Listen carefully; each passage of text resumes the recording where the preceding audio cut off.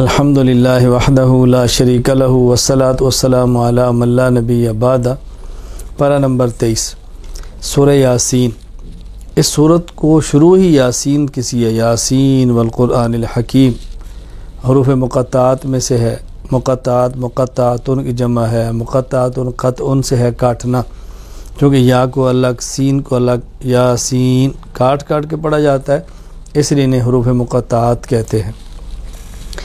اللہ تعالیٰ نے اس کے آغاز میں انبیاء علیہ السلام کا ذکر کیا ہے، 3 نبیوں کا ذکر ہے، پھر قوم کا ان کو نہ ماننا، جھگڑنا، اس پر پھر ایک امتی حبیب نجار جو اپنی قوم کو سمجھاتے ہیں ایک ایسے شخص ہے، اللہ کا نبی ہے، تم سے مطالبہ نہیں کرتا، تم کیوں اس کی بات نہیں مانتے؟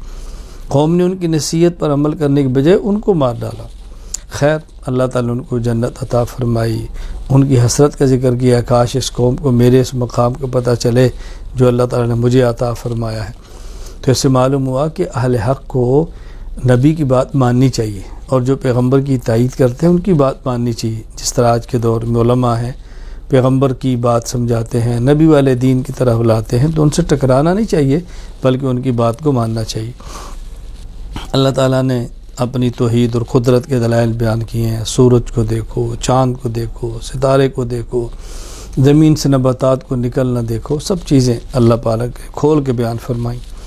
پھر قیامت کی ہولناکیوں کا بیان فرمایا۔ جب قیامت آئے گی تو اللہ تعالیٰ انسان کی زبان پہ مہر لگا دیں گے، اعضاء بولیں گے، ہاتھ بولے گا، ٹانگیں بولیں گی، پاؤں بولیں گے، بول کر بتائیں گے کہ کون کون سا گناہ ہم کرتے رہے ہیں، اس وقت سے ڈرو۔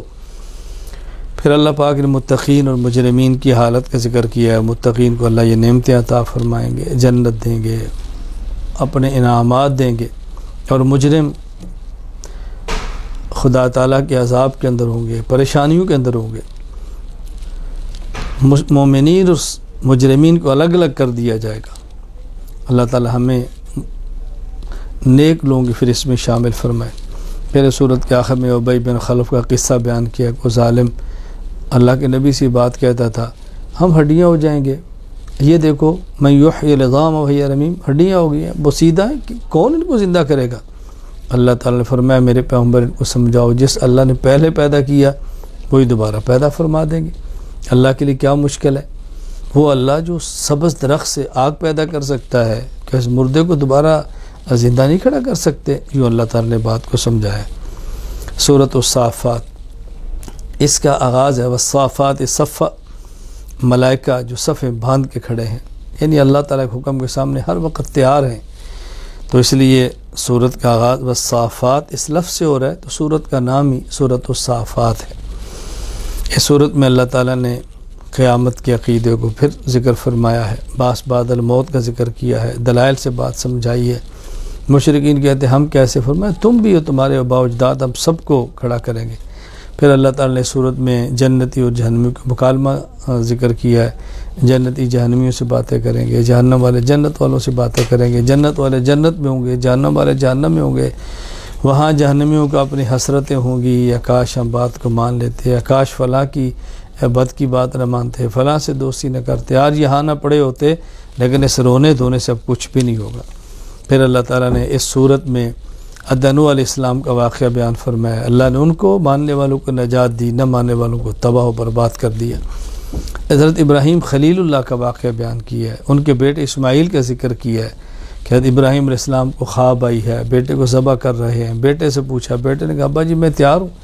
ابراہیم علیہ السلام نے اپنے بیٹے کی گردن پہ چھری چلائی ہے، اللہ نے بیٹے کو بچایا، اسماعیل علیہ السلام کو بچایا، ان کے بدلے میں جنت کا دمبا دیا، اور انعام میں اللہ تعالیٰ نے اس امتحان میں حضرت ابراہیم علیہ السلام کو کامیاب فرمایا۔ اللہ اکبر۔ فرمایا ہمارا مقصد تو بیٹے کو ذبح کرانا نہیں تھا، امتحان تھا۔ امتحان کا ہمارا یہ نہیں کہ اللہ کے علم میں نہیں، اللہ امتحان لے کر امت کو بتانا چاہتے میں نے جن کو اپنا خلیل بنایا، دیکھو میں جانتا ہوں اس قابل ہے کہ اس کو خلیل بنایا جائے، ہمارے ہر حکم پہ کیسے جان دیتے ہیں۔ خود کو میدان جہاد میں پیش کرنا آسان ہے، بیٹے کو ذبح کر دینا اس سے زیادہ مشکل ہے، اور ہمارے ابراہیم نے اس کو بھی کر کے دکھایا۔ حضرت موسیٰ علیہ السلام کا ذکر فرمایا، حضرت ہارون کا کیا ہے لیکن اختصار سے۔ حضرت الیاس کا ذکر کیا ہے، الیاسین مستقل بھی ہے، حضرت الیاس کا نام ہی الیاسین۔ حضرت لوط علیہ السلام کا ذکر فرمایا، پھر حضرت یونس علیہ السلام کا ذکر فرمایا۔ یونس علیہ السلام مچھلی کے پیٹ میں ہیں، تسبیح پڑی ہے، پھر مچھلی کے پیٹ سے نکلے ہیں اور کدو کی بیل کے نیچے ٹھہرے ہیں، اللہ نے وہاں انتظام فرمایا ان کے رہن سہن کا۔ حضرت یونس علیہ السلام یہ تسبیح نہ پڑھتے تو قیامت تک اس میں پڑے رہتے۔ ہمیں اس عبرت حاصل کرنی چاہیے، تسبیحات کا اہتمام کریں، استغفار کا اہتمام کریں، اللہ کی عظمت کے قائل ہوں۔ ہمیں یہ بات سمجھائی اللہ پاک نے نبیوں کے قصے اور واقعات کو بیان فرما۔ سورۃ صاد والقرآن ذی ذکر، کیونکہ سورت کے شروع میں حروف مقطعات میں سے ایک حرف صاد ہے، اس لیے سورت کا نام ہی سورہ صاد ہے۔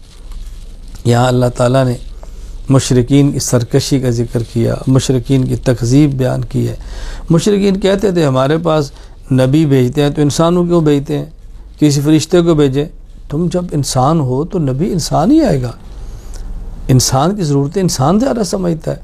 تو اللہ تعالیٰ نبیوں کے واقعات بیان فرماتے ہیں اور مشرکین کی تردید فرما رہے ہیں۔ داؤد علیہ السلام کا ذکر کیا ہے، داؤد علیہ السلام کو اللہ نے خلافت دی ہے، نبوت کے منصب پر فائز ہے، ان پر بھی امتحان آئے لیکن امتحان میں کامیاب ہوئے۔ نبی پر امتحان اس کی شان کے مطابق ہوتا ہے، امتی کے امتحان اس بیچارے کی حیثیت کے مطابق ہوتے ہیں۔ تو داؤد علیہ السلام کا قصہ بیان فرمایا۔ پھر حضرت سلیمان علیہ السلام کا واقعہ بیان کیا، اپنے گھوڑے ملاحظہ فرما رہے ہیں، اللہ کی نعمت ہے، جہاد کے گھوڑے ہیں، وہ دیکھتے ہوئے شاید نماز کا وقت آگے گزر گیا، سلیمان علیہ السلام نے گھوڑوں کو کاٹ ڈالا کہ میں اللہ کی عبادت میں کسی چیز کو بھی برداشت نہیں کر سکتا۔ پھر اس میں فرمایا کہ سلیمان علیہ السلام نے دعا مانگی، اللہ مجھے ایسی بادشاہت دے میرے بعد کسی کو نہ ملے، اللہ نے دی ہے۔ پھر حضرت ایوب علیہ السلام کا واقعہ بیان کیا۔ ایوب علیہ السلام بڑی آزمائش سے گزرے ہیں، بڑی بیماری سے گزرے ہیں، بڑی تکلیف سے گزرے ہیں، ان کی اہلیہ نے ان کا ساتھ دیا ہے۔ ایک وقت آیا اللہ پاک نے پھر صحت دی ہے، اولاد دی ہے، جو اللہ نے نعمتوں سے نوازا ہے۔ تو کبھی مشکل تکلیف آ جائے انسان برداشت کرے، اللہ سے تعلق کو مضبوط رکھے، یہ وقتی آزمائشیں ہوتی ہیں، گزر جاتی ہیں۔ تو اللہ نبیوں کے قصے بیان کرا فرما کے امت کو یہ باتیں سمجھا رہے۔ اللہ اکبر۔ پھر آگے بیان فرمایا کہ دیکھو پیغمبر کے ذمہ کام سمجھانا ہے، منوانا نہیں ہے۔ انما انا منذر، منوانا نہیں ہے، سمجھانا ہے۔ نبی کہہ رہے میں تم سے پیسے نہیں مانگتا، اجرت نہیں مانگتا، میں مشرکین سے کوئی چیزیں نہیں مانگتا۔ ہاں یا یہ مسئلہ یاد رکھیں، اہل علم متقی اور علماء اپنوں سے کوئی چیز لیں یہ الگ چیز ہے، اور غیر سے لیں الگ چیز ہے۔ پیغمبر کفار سے فرماتے تھے کہ میں تم سے کسی چیز کا مطالبہ نہیں کرتا۔ یہ میں نے اس لیے کہا کہ بعض لوگ اس کو بطور دلیل کے پیش کرتے ہیں کہ یہ دین پڑھانے والے کی اجرت لینا جائز نہیں، اس مسئلے کا اس آیت سے کوئی تعلق نہیں ہے۔ پیغمبر غیروں کو کہہ رہا ہے، اور آج بھی دین کا کام کرنے والے غیروں سے تو کبھی بھی نہیں کہتے کہ ہمیں کوئی چیز دے دو۔ اللہ تعالیٰ دین سمجھنے کی توفیق عطا فرمائے۔ سورۃ الزمر، اس کے آغاز میں اللہ تعالیٰ نے عقیدہ توحید کو بیان فرمایا ہے اور اس پر دلائل بیان فرمائے۔ موحد اور مشرک کی مثال اللہ نے سورت میں آخر میں بڑی وضاحت سے بیان فرمائی۔ اللہ اکبر۔ فرمایا مشرک اس غلام کی طرح ہے جس کے آقا کئی ہوں، اور مومن موحد اس غلام کی طرح جس کا مالک صرف ایک ہو۔ ایک مالک کو جا اور کئی مالک کو جا، تو مثال دے کر بات سمجھائی ہے کہ شرک سے بچو اور توحید کو اختیار کرو۔ اللہ تعالیٰ نے اس مثال کو بیان فرما کے یہاں پر پارے کا خاتمہ فرمایا ہے۔ اللہ تعالیٰ ہمیں شرک سے محفوظ رکھے اور توحید کی نعمت عطا فرمائے، باغیوں کی صفوں سے محفوظ رکھے اور اپنی اطاعت کرنے والوں میں شامل فرمائے۔ اللہ تعالیٰ تمام انبیاء پر ایمان لانے کی توفیق عطا فرمائے۔ وآخر دعوانا الحمد للہ رب العالمین۔